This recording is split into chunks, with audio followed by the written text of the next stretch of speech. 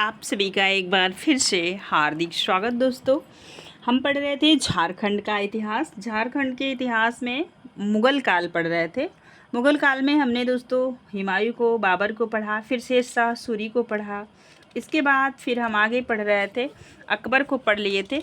और अकबर को देखते हुए और इनके आगे हमने जहांगीर को पढ़ा था, शाहजहाँ को पढ़ा था। आज पढ़ेंगे जहांगीर को। शाहजहाँ को अभी नहीं पढ़े हैं, इसके आगे पढ़ेंगे। आइए हम लोग पढ़ते हैं जहांगीर को। झारखंड में जहांगीर, भारत का इतिहास तो आपने पढ़ रखा होगा, स्पेशल हम लोग झारखंड का इतिहास पढ़ रहे हैं जिसके अंतर्गत जहांगीर को पढ़ेंगे। और इसके पीछे भी हमने प्लेलिस्ट बना दिया है, आप क्रम वाइज वीडियो को देखते आए। जहांगीर के शासनकाल में झारखंड के नागवंशी व चेरों के साथ मुग़ल संबंध विकसित हुए। जहांगीर की आत्मकथा, अब ये जहांगीर की आत्मकथा आपसे पूछी जा सकती है, तो आप याद रखिएगा। जहांगीर की जो आत्मकथाएं है, तुजुक ए जहांगीरी, ठीक है, से ज्ञात होता है कि उसने यहाँ की नदियों, मुख्यतः शंख नदी से हीरे मिलने के बारे में सुना था। कहाँ से उसको, अब ये प्रश्न आपसे बन सकता है कि जो है कि जहांगीर को हीरा कहाँ से मिला था, तो ये आप बताएंगे शंख नदी से। याद रखिएगा इस नदी को। नेक्स्ट, शीघ्र ही उसे आक्रमण का कारण मिल गया क्योंकि खुखरा, जिसका दूसरा नाम है कोकरा, के नए नागवंशी शासक दुर्जन साल ने उसे कर मतलब टैक्स देना बंद कर दिया था। अतः उसने 1615 ईस्वी में इब्राहिम खां को बिहार का सूबेदार नियुक्त कर कोकराह के शासन के विरुद्ध अभियान पर भेजा था। और नेक्स्ट पॉइंट देखेंगे, इब्राहिम खान ने दुर्जन साल को पराजित कर उससे हीरे प्राप्त की और हीरे व 23 हाथी जहांगीर को उपहार स्वरूप भेज दिया।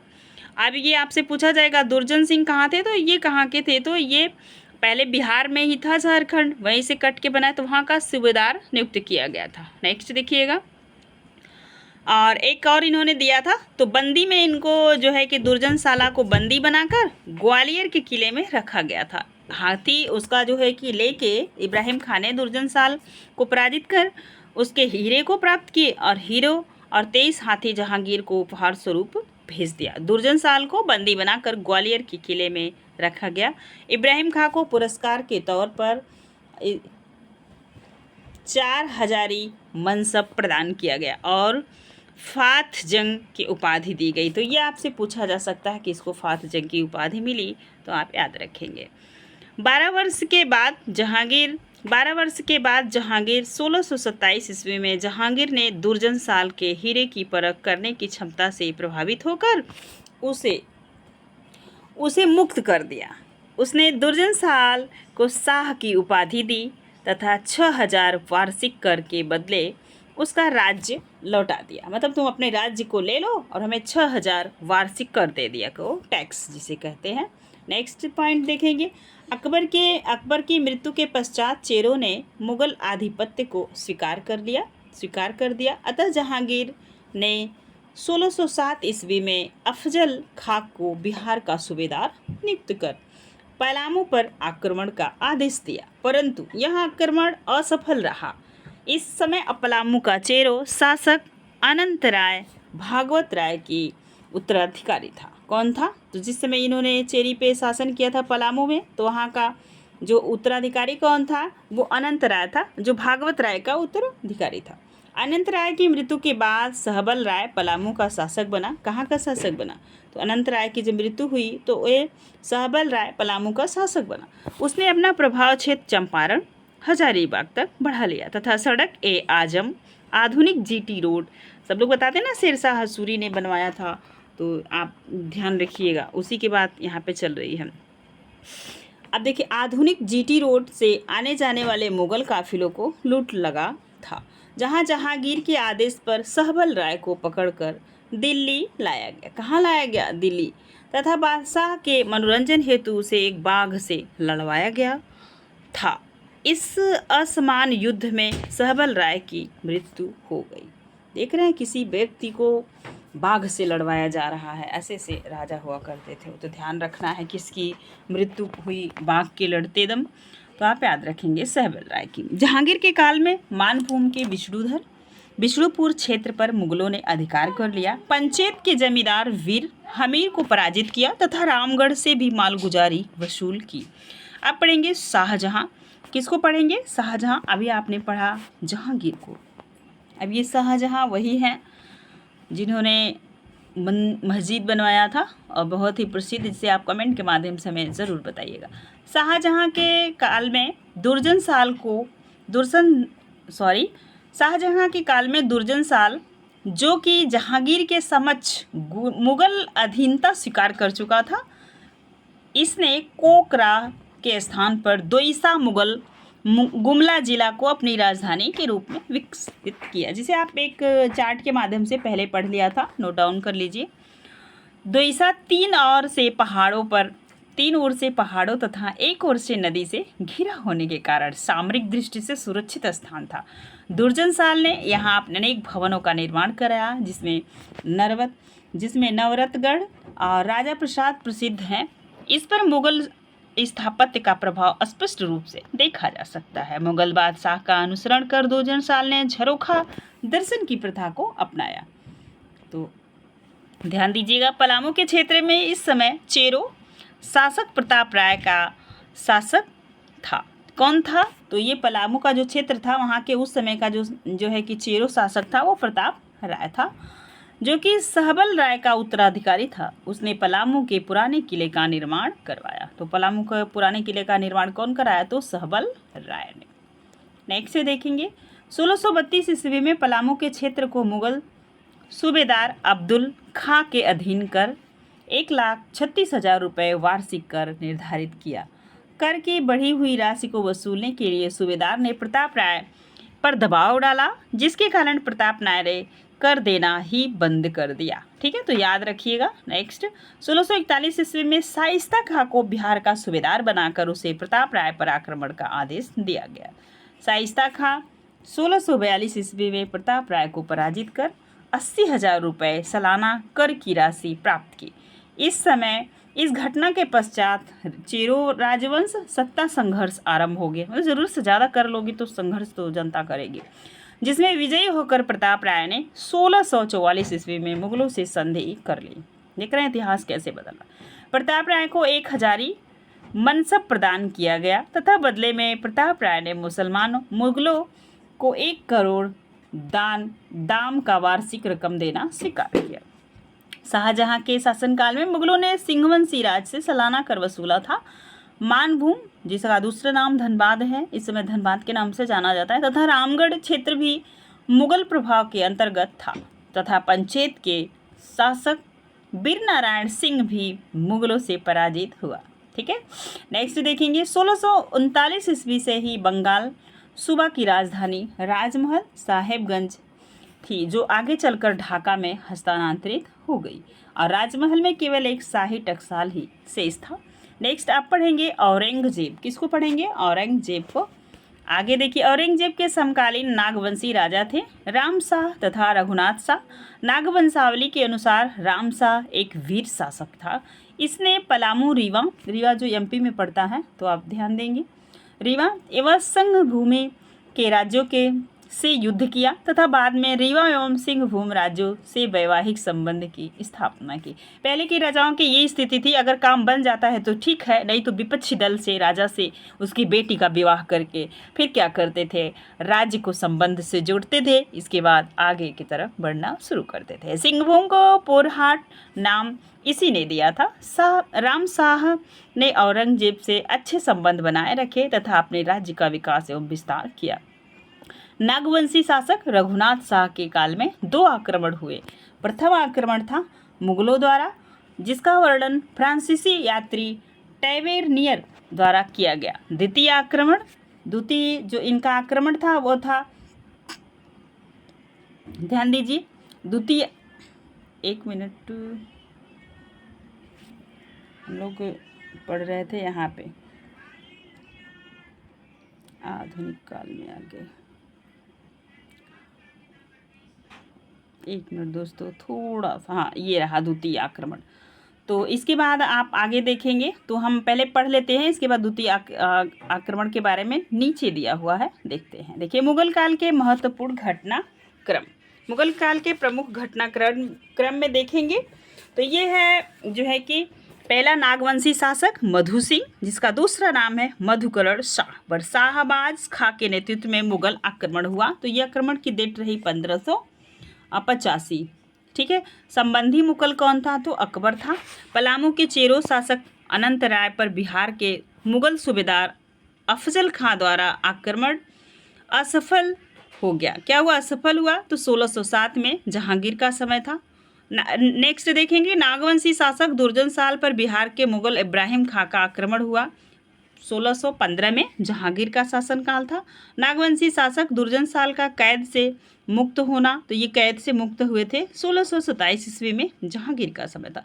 पलामू के चेरो शासक प्रताप राय पर बिहार के मुगल सूबेदार शाइस्ता खां का आक्रमण 1641 से 42 में था, शाहजहां का समय था। नागवंशी शासक रघुनाथ शाह द्वारा मदन मोहन मंदिर और जिनका दूसरा नाम था बोड़या, राम मंदिर चुटिया तथा जगन्नाथ मंदिर धुरवा का निर्माण कराया। तो ये भी समय, जिस समय उसका निर्माण हुआ, तो ये समय था 1674 से 91। औरंगजेब का समय था। बिहार के मुगल सूबेदार दाऊद खां द्वारा पलामू 1662 में, औरंगजेब का समय था। दलेल सिंह रामगढ़ का शासक बना, ये समय था 1667 ईस्वी और समय था औरंगजेब का। और अभी आप ऊपर देखे थे यहाँ पे कि जो है कि पहला यात्री फ्रांसीसी यात्री था, तो टैवेरनियर, और दूसरी आक्रमण हुआ था। अब आप देखेंगे पलामू शासन मेदिनी राय द्वारा किया गया था। मेदिनी राय नवरतगढ़ का विशाल प्रशस्त दरवाजा उखाड़कर अपने पलामू के किले में जिसे वर्तमान में नागपुर दरवाजा के नाम से प्रसिद्ध है। जैसे बुलंद दरवाजा है, वैसे ही आपका नागपुर दरवाजा है। नेक्स्ट रखिएगा, रघुनाथ शाह एक धार्मिक व उदार शासक थे। कैसे शासक थे? तो धार्मिक व उदार शासक था। उसने रांची में 3 मंदिर बनवाए। तीनों मंदिर आप बहुत अच्छे से ध्यान रखिएगा, धुरवा का जगन्नाथ मंदिर और चुटिया का राम मंदिर, और नेक्स्ट है बोड़या का मदन मोहन मंदिर निर्माण करवाया, जिसके धर्मगुरु का नाम हरिनाथ था। क्या था? हरिनाथ। औरंगजेब के शासनकाल में पलामू का चेरो शासक मेदिनी राय था, जो विद्रोही स्वभाव था। जिसका कैसा स्वभाव था? तो विद्रोही स्वभाव का था। पलामू के नए किले का निर्माण इसी ने करवाया था। इसने मुगलों को कर देना बंद कर दिया। अतः औरंगजेब ने बिहार के सूबेदार दाऊद खां को पलामू पर आक्रमण करने का आदेश दिया। क्या किया? आदेश दिया। दाऊद खां ने अपने अभियान के दौरान सर्वप्रथम कोठी के किले पर अधिकार किया तथा उसके बाद कुंदा के किले पर अधिकार कर वहां के शासक चुन राय को इस्लाम स्वीकार करने के लिए विवश किया। तो चुन राय कैसे थे? तो फिर ये हिंदू थे, तो फिर इन्हें क्या बना दिया गया, और जो है कि बनाने के लिए, मुसलमान बनाने के लिए, इस्लाम स्वीकार करने के लिए विवश किया। इसके बाद उसने तरहसी के मार्ग से पलामू पर आक्रमण भी कर दिया। मेदिनी राय ने समझौता करना चाहा, परंतु औरंगजेब इस्लाम स्वीकार करने की शर्त रखे जाने के कारण पुनः युद्ध आरंभ हो गया। अंततः मेदिनी राय पराजित हुआ और भागकर सरगुजा में शरण ली। कहाँ पे शरण ली? तो सरगुजा में, याद रखिएगा। दाऊद खां ने पलामू के नए व पुराने दोनों किलों पर अधिकार कर लिया तथा 1662 ईस्वी में पुराने किले में एक मस्जिद का निर्माण करवाया। वापस लौटते समय वह पलामू किले से सिंह दरवाजा उखाड़ कर ले गया तथा उसे दाऊद नगर औरंगाबाद के गढ़ में लगवा लिया। तो आप देख रहे हैं, पहले तो आक्रमण किया, वो उधर से आक्रमण करके अपने यहाँ लाए, और फिर वापस जब लौटते हुए गया तो फिर इस किले का दरवाजा को उखाड़ ले गया और दाऊद नगर औरंगाबाद के गढ़ में लगवा लिया। ठीक है, अब देखिएगा आगे चलते हैं। अब है नेक्स्ट पॉइंट, औरंगजेब ने मनकली खां को पलामू का फौजदार नियुक्त किया था, जहां 1666 ईस्वी तक बना रहा। मनकली खां के वापस लौटते ही मेदिनी राय सरगुजा से वापस आ गया तथा पलामू पर पुनः अधिकार कर लिया। इसके पश्चात मुगलों की संप्रभुता केवल नाम मात्र के लिए ही बनी रही, केवल नाम मात्र के लिए। मेदिनी राय न्यायी राजा के रूप में प्रसिद्ध हुआ तथा उसके नेतृत्व में पलामू एक समृद्ध शक्तिशाली राज्य तथा मेदिनी राय का शासनकाल चेर वंशों का स्वर्ण युग कहा जाता है। याद रखिएगा, तो ये प्रश्न यहाँ से बनेगा।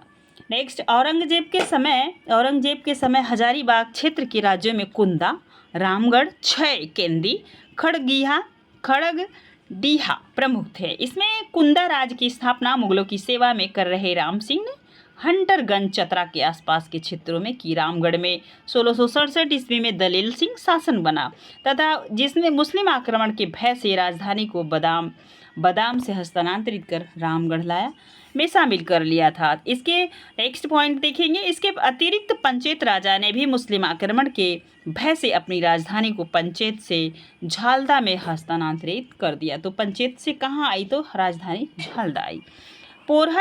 पोरहाट का राजा महिपाल सिंह मुगलों से स्वतंत्र था, जबकि ढाल भूम के शासक चंद्रशेखर ढाल मुगलों के प्रभाव से अधीन था। नेक्स्ट आप देख पा रहे होंगे, ये पोरहाट का राजा महिपाल सिंह मुगलों से स्वतंत्र था, जबकि ढाल भूम के शासक चंदेल ढाल मुगलों के प्रभाव से उसके अधीन था। ये क्या था? स्वतंत्र था। तो याद रखेंगे आप।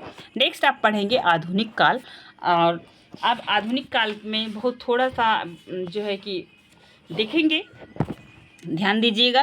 परवर्ती मुगल शासकों के काल में झारखंड, और आप देखेंगे नेक्स्ट पॉइंट। तो औरंगजेब की मृत्यु के पश्चात धीरे धीरे मुगल साम्राज्य की स्थिति कमजोर होती गई तथा अनेक क्षेत्रीय राजवंशों का उदय हुआ, जिन्होंने विभिन्न क्षेत्रों में अपना प्रभाव स्थापित किया। इस काल में झारखंड का क्षेत्र बंगाल के नवाबों, मराठों तथा आदि के विशिष्ट कंपनी के प्रभाव में आ गया। नेक्स्ट दूसरी पॉइंट है, परवर्ती मुगल काल में नागवंशी शासक राम शाह था, जो कि मुगल बादशाह बहादुर शाह प्रथम, जो 1707 से 12 तक ईस्वी तक था, का समकालीन था। इसके पश्चात यदुनाथ शाह यदुवंशी और यदुवंशी जी ने शासक बना, जो मुगल बादशाह फर्रुख शिखर, इसका नाम आपने इतिहास में सुना होगा, तो भारत का इतिहास पढ़ते हैं। तो फर्रुख शिखर जो 1713 से 1719 ईस्वी का समकालीन था। यदुनाथ शाह ने मुगलों को कर देना बंद किया, अतः बिहार के सूबेदार सरबुलंद खां ने उस पर आक्रमण कर उसे 1 लाख रुपए सालाना कर देने के लिए बाध्य किया। ठीक है, आगे चलेंगे। यदुनाथ शाह के शासनकाल में ही पलामू के चेरो शासक रणजीत राय ने नागवंशी राज पर आक्रमण किया तथा 3 वर्षों तक टोरी परगना पर अधिकार किया। तो किस परगना पर? तो टोरी परगना पर। यदुनाथ शाह के बाद अगला नागवंशी शासक शिवनाथ शाह बना। मालगुजारी नहीं देने के कारण बिहार के मुगल सूबेदार फखरुद्दौला ने उस पर आक्रमण करके 12,000 रुपए का कर वसूल लिया। नागवंशी शासक उदयनाथ शाह के समय 1733 ईस्वी में बिहार, बंगाल, उड़ीसा के सूबेदार अलीवर्दी खां ने, जिन्होंने टोकरी के जमींदार सुंदर को पराजित किया, इससे घबराकर रामगढ़ के शासक विष्णु सिंह ने मुगल सूबेदार को सालाना कर देना स्वीकार किया। कर की इस राशि में नागवंशियों द्वारा दिया जाने वाला कर भी सम्मिलित था, क्योंकि इस समय नागवंशी के शासक मुगल सूबेदार को रामगढ़ राज्य के माध्यम से कर देते थे। नागवंशी शासक श्याम सुंदर 1740 से 45 ईस्वी के काल में झारखंड में प्रथम मराठा आक्रमण हुआ। ये आक्रमण 1810 ईस्वी तक निरंतर होते रहे। मराठे झारखंड क्षेत्र का उपयोग बंगाल में अपने आक्रमण के लिए करते थे। मराठों ने यहाँ मुगल प्रभाव को विस्थापित कर अपना प्रभुत्व स्थापित किया। नेक्स्ट पॉइंट, इस काल में पलामू का चेरो शासक साहेब राय, जो 1697 ईस्वी से 1716 ईस्वी था, जो मुगल बादशाह बहादुर शाह प्रथम, जो 1707 से 1712 ईस्वी, जहांदार शाह 1712 से 13 तथा फर्रुख सियर 1713 से 19 का समकालीन था। अगला चेरो शासक रणजीत राय, जो 1716 से 22 तक बना। इन दोनों चेरो शासक ने मुगलों की उपेक्षा की थी। उपेक्षा। नेक्स्ट देखेंगे, रणजीत राय ने नागवंशी शासक यदुनाथ शाह पर आक्रमण कर टोरी पर अपना अधिकार कर लिया। रणजीत राय के पश्चात जय कृष्ण राय शासक बना, जिसके काल में 1740 ईस्वी में बिहार के मुगल सूबेदार जैनुद्दीन अहमद खां के सैन्य अधिकारी हिदायत अली खां ने पलामू पर आक्रमण करके कर वसूला था। यह आक्रमण पलामू में बिहार के मुगल सूबेदार द्वारा किया गया अंतिम हस्तक्षेप था, इसके पश्चात इस क्षेत्र में मराठा प्रभाव बढ़ने लगा। मराठा प्रभाव के उदाहरण इस क्षेत्र के अनेक गांवों के नामों से मिलते हैं, जो मराठा नाम से प्रभावित है, जैसे मटर, मरहटिया और पेशका। ये तो किसके नाम से जो है कि प्रभावित है, तो मराठा के प्रभाव के ये निम्न उदाहरण हैं। नेक्स्ट देखेंगे 1750 से 65 ईस्वी तक ईस्वी में काल में पलामू में राजनीतिक सत्ता का ध्रुवीकरण हुआ तथा दक्षिणी पलामू का क्षेत्र चेरो राजवंश के अधीन रहा, जबकि उत्तरी पलामू के क्षेत्र में राजपूत व मुस्लिम जमींदारों का प्रभाव स्थापित हो गया। हिदायत अली खान ने इस क्षेत्र के विस्तार व नियंत्रण के लिए हुसैनाबाद, हैदरनगर की स्थापना की। अब आपसे पूछा जाएगा हुसैनाबाद, हैदरनगर की स्थापना किसने की, तो आप याद रखेंगे। तथा उसने हुसैनाबाद को अपनी राजधानी के रूप में विकसित किया। सिंहभूम के पोरहाट में क्रमशः राजा महिपाल सिंह, काशीराम सिंह, छत्रपति सिंह, अर्जुन सिंह और जगन्नाथ सिंह ने शासक किया। जगन्नाथ सिंह के पुत्र विक्रम सिंह ने सरायकेला राज्य की स्थापना की थी। जगन्नाथ सिंह चतुर्थ को कोल व हो जनजाति के उपद्रव का सामना करना पड़ा था तथा उसी के काल में 1767 ईस्वी में अंग्रेजों का सिंहभूम में प्रवेश हो गया। तो आपके यहाँ आप ध्यान देख पा रहे हैं, तो अंग्रेज कब आए, तो 1767 ईस्वी में। हजारीबाग क्षेत्र के राजवंशों के रामगढ़ राज्य के शासक दलेल सिंह का समय है 1667 से 1724 ईस्वी, जिसने 1719 ईस्वी में नागवंशियों के विरुद्ध चेरो शासक रणजीत राय की सहायता की थी। उसकी मृत्यु के पश्चात विष्णु सिंह 1724 से 1763 ईस्वी तक शासन बना रहा। उसने बंगाल के नवाब को कर देना बंद कर दिया। अतः बंगाल के नवाब अली वर्दी खान ने हिदायत अली खां को उससे कर वसूलने के लिए भेजा। हिदायत अली खान ने उससे 12,000 रुपये सालाना कर देना स्वीकार किया। ठीक है, अब नेक्स्ट देखेंगे विष्णु सिंह स्वीकार किया। इसके बाद नेक्स्ट देखेंगे विष्णु सिंह द्वारा बंगाल के नवाब के विरुद्ध षड्यंत्रकारी गतिविधियों में शामिल होने के कारण नवाब मीर कासिम और 1763 ईस्वी में उसके विरुद्ध मरकत खा व असदुल्ला खां के नेतृत्व में सेना भेजकर उसे पराजित किया था। उसके द्वारा अवैध रूप से अधिकृत किए गए क्षेत्रों का छीनकर उसे स्थानीय राजाओं जमींदारों को वापस दिया। रामगढ़ का अगला शासक मुकुंद सिंह हुआ, जिसने 6 राज्य को रामगढ़ में मिला लिया। तो ये प्रश्न बनेगा कि मुकुंद राय ने कितने राज्य को अपने गढ़ में मिलाया, तो ये बनेंगे 6। इस काल में संथाल परगना क्षेत्र में भी मुसलमान नियंत्रण कमजोर हो गया था। 1710 ईस्वी में फरूक शेर मुगल बादशाह के प्रतिनिधित्व के रूप में राजमहल आया था। 1712 ईस्वी में बंगाल के नवाब इज्जुद्दौला ने राजमहल की किलाबंदी कराई और 1733 ईस्वी में अताउल्ला खां को राजमहल का फौजदार नियुक्त किया। आगे मराठों के बढ़ते प्रभाव के परिणाम स्वरूप 1748 से 50 ईस्वी में मीर हबीब के नेतृत्व में राजमहल क्षेत्र में मराठों ने आक्रमण कर लूटपाट की। परवर्ती मुगल काल में झारखंड क्षेत्र में मुगलों की पकड़ कमजोर होती गई तथा मराठा प्रभाव बढ़ने लगा। मराठों ने सरगुजा, छोटा नागपुर, खास तथा सिंहभूम के राजाओं से चौथा एक प्रकार का कर वसूला था। 13 अगस्त 1743 ईस्वी को पेशवा बालाजी एवं रघुजी भोसले के मध्य हुई एक संधि के द्वारा पलामू, छोटा नागपुर, मानभूम रघुजी भोसले के प्रभाव क्षेत्र में आ गया। इस काल में झारखंड के क्षेत्रीय राजवंशों ने भी मुगलों की अपेक्षा की तथा अपने अधीनस्थ जमींदारों का दमन किया। जैसे नागवंशी शासक मणिनाथ शाह ने बरवा, सिल्ली, बुड्ढू, तवाड़ के जमींदारों का दमन करके उससे कर वसूला। मराठों के प्रभाव स्वरूप पलामू, मदरहटिया व पेशका जैसे गांव बसे, जबकि अनेक मंदिर, मूर्तियां, भवन निर्माण पर भी मराठा का प्रभाव पड़ा। आगे अंग्रेजों ने इस क्षेत्र में मराठों के प्रभाव को समाप्त कर अपना प्रभाव स्थापित किया। तो मराठे के प्रभाव को समाप्त करके अपना प्रभाव स्थापित किया। अब देखेंगे कुछ परवर्ती मुगल काल की महत्वपूर्ण घटनाएं। तो ये घटना देखेंगे चेरो शासक रणजीत राय का नागवंशी राज्य पर आक्रमण, टोरी पर 3 वर्षों तक अधिकार। ये कब की घटना है, तो ये 1719 ईस्वी। चेरो शासक जय कृष्ण राय पर मुगल अधिकारी हिदायत अली खां का आक्रमण, ये समय 1740 का है। रामगढ़ शासक विष्णु सिंह पर मरकत खां व असदुल्ला खां का आक्रमण, तो 1763। ब्रिटिश कंपनी को बिहार, बंगाल, उड़ीसा के दीवानी अधिकार, 1765। ब्रिटिश कंपनी का सिंहभूम में प्रवेश, 1767। फारूक शिखर सियर मुगल बादशाह के प्रतिनिधित्व के रूप में राजमहल आया, तो 1710 में। अताउल्ला खां राजमहल साहेबगंज का फौजदार नियुक्त किया, तो ये 1733 ईस्वी में। अब नेक्स्ट देखेंगे ब्रिटिश इंडिया कंपनी का झारखंड में प्रवेश। तो ब्रिटिश इंडिया भारत के इतिहास में आपने खूब अच्छे से पढ़ा होगा, तो ये आप ध्यान दीजिए। झारखंड में अंग्रेजी के प्रवेश का मार्ग 1765 ईस्वी में इलाहाबाद की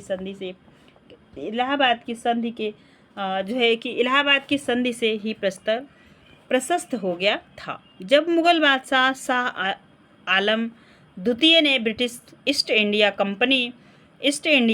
कंपनी को बिहार, बंगाल, उड़ीसा दीवानी अधिकार हस्तांतरित कर दिए थे। कंपनी के अनुसार बिहार में झारखंड क्षेत्र भी शामिल था, अतः उन्होंने इस क्षेत्र से भी अब कर वसूलना प्रारंभ किया। झारखंड क्षेत्र में प्रभाव स्थापित करने के पीछे कंपनी के पास अन्य कारण भी थे, जैसे अपने व्यापारिक व राजनैतिक गतिविधियों के लिए झारखंड होते हुए नए व सुरक्षित मार्गों की आवश्यकता, झारखंड को दक्षिणी बिहार के विद्रोही जमींदारों की शरण स्थली बनने से रोकना, मराठा आक्रमणकारियों से अपने बंगाल के नव विजित क्षेत्र की सुरक्षा करना। नेक्स्ट, सिंहभूम। ब्रिटिश कंपनी का झारखंड में प्रथम प्रवेश सिंहभूम क्षेत्र में हुआ। इस समय सिंहभूम क्षेत्र में ढाल वंश, पोरहाट का सिंह वंश तथा कोल्हान के हो प्रमुख राज्य थे। ये हो वहाँ की जनजाति है और ये राज्य भी थे उस समय, तो याद रखिएगा। नेक्स्ट सिंहभूम हुआ। अब नेक्स्ट देखेंगे जो है कि सिंहभूम के आगे चलेंगे। 1767 ईस्वी में फर्ग्यूसन को सिंहभूम में आक्रमण का कार्य सौंपा गया। फर्ग्यूसन ने घाटशिला पहुंचकर 22 मार्च 1767 को वहाँ जलते हुए राजमहल महल जो राजा द्वारा ही अंग्रेजों को रोकने में नाकाम करने पर लगाई गई थी, पर अधिकार कर लिया गया था। इसके नेक्स्ट पॉइंट है, उसके पश्चात ढाल राजा को कैद कर उसके भतीजे जगन्नाथ ढाल को ढाल भूम का शासक बनाकर 5,500 रुपये सालाना कर देना स्वीकार किया, किंतु अगले ही वर्ष जगन्नाथ ढाल द्वारा विद्रोह कर देने के कारण उसके विरुद्ध लेफ्टिनेंट रुक के नेतृत्व में सेना भेजी गई। इस अभियान में जगन्नाथ ढाल भाग निकलने में सफल रहा। कंपनी ने जगन्नाथ ढाल के भाई नीमू ढाल को ढाल भूम का नया शासक नियुक्त किया, परंतु जगन्नाथ ढाल अंग्रेजों के विरुद्ध संघर्ष करता रहा तथा ढाल भूम के कई क्षेत्र पर अधिकार जमा लिया। अंत में कंपनी ने 1777 ईस्वी को जगन्नाथ ढाल को ढाल भूम का शासक स्वीकार कर लिया तथा उसने अंग्रेजों को कर देना स्वीकार कर लिया। 1800 ईस्वी में ढाल भूम का सालाना कर स्थायी तौर पर 4,267 रुपये निर्धारित किया गया। कंपनी ने पोरहाट के सिंहभूमि राजा के मामले में 1773 ईस्वी में हस्तक्षेप किया। पोरहाट के राजा जगन्नाथ सिंह को चचेरा भाई विश्वनाथ सिंह उसका घोर विरोधी था। जगन्नाथ सिंह ने उससे परेशान होकर कंपनी से पोरहाट में हस्तक्षेप करने का अनुरोध किया। कंपनी के कैप्टन फोरवीज ने 1773 ईस्वी में पोरहाट राजा से संधि की। इसके पश्चात सरायकेला खरसावां के ठाकुरों से भी 1793 ईस्वी में कंपनी ने संधि कर ली। तो कंपनी कब संधि करी? तो 1793 ईस्वी में। इन संधियों का मूल उद्देश्य मराठों द्वारा इन क्षेत्रों का उपयोग किए जाने की संभावना को समाप्त करना था। नेक्स्ट देखेंगे 1809 ईस्वी में पोरहाट राजा ने सरायकेला खरसावां के विरुद्ध सुरक्षा हेतु कंपनी के संरक्षण की मांग की। यदि तृतीय आंग्ल मराठा युद्ध के पश्चात ही 1 फरवरी 1820 ईस्वी को कंपनी ने पोरहाट के तत्कालिक राजा घनश्याम सिंह से समझौता कर समझौता कर सालाना 101 रुपये कर के बदले पोरहाट राज्य की कंपनी के संरक्षण में लिया।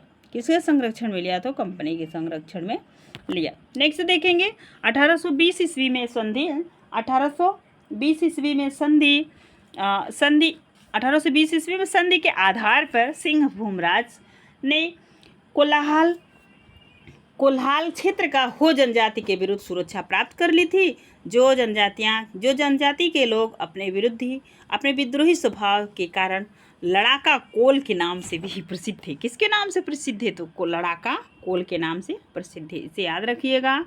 आगे चलेंगे। इनका निवास स्थान हो देशम, हो जनजाति का देश या कोलाहल कोल स्थान के नाम से भी जाना जाता है। 1820 ईस्वी में कंपनी का मेजर रफसेस हो जनजाति के लोगों से मुठभेड़ हुई। अगले वर्ष 1821 ईस्वी में कंपनी द्वारा कर्नल रिचर्ड के नेतृत्व में एक बड़ी सेना हो लोगों के विरुद्ध भेजकर उनसे संधि कराई गई, जिसके फलस्वरूप हो लोगों से 50 पैसे प्रति हल का कर देना स्वीकार कराया गया। साथ ही कोल्हान के मार्गों को भी खोला गया एवं उन्हें सुरक्षित रखने को कहा गया। यद्यपि यह संधि अस्थायी सिद्ध हुई। 1831 से 32 ईस्वी में हो लोगों ने विद्रोह कर दिया। इस समय दक्षिणी पश्चिमी सीमांत एजेंसी के H&TH विलिकिंसन की सलाह पर कर्नल रिचर्ड को हो विद्रोही पर अंकुश लगाने के लिए भेजा गया। अंत में 1837 ईस्वी में जाकर ही हो जनजाति के लोगों ने आत्मसमर्पण कर दिया तथा कंपनी को कर देना स्वीकार किया।